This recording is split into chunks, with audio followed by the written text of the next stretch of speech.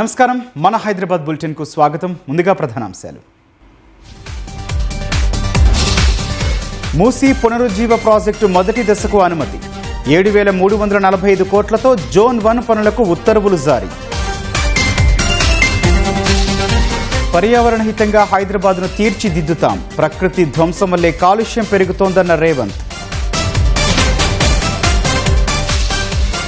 హైదరాబాద్లో సర్పై అప్రమత్తంగా ఉండాలన్న కేటీఆర్. బీఆర్ఎస్ ఓట్లు రద్దు కాకుండా జాగ్రత్త పడాలని శ్రేణులకు సూచన.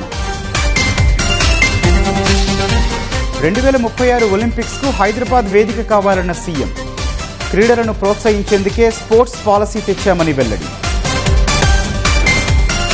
ఎల్బీ స్టేడియంలో ప్రారంభమైన తెలంగాణ ఒలింపిక్ భవన్. హైదరాబాద్ను స్పోర్ట్స్ హబ్గా తీర్చిదిద్దుతామన్న వాకిటి శ్రీహరి. కూకట్పల్లి, మూసాపేటలోని రెస్టారెంట్లలో ఫుడ్ సేఫ్టీ అధికారుల తనిఖీ. నిబంధనలు ఉల్లంఘించిన వారికి నోటీసులు.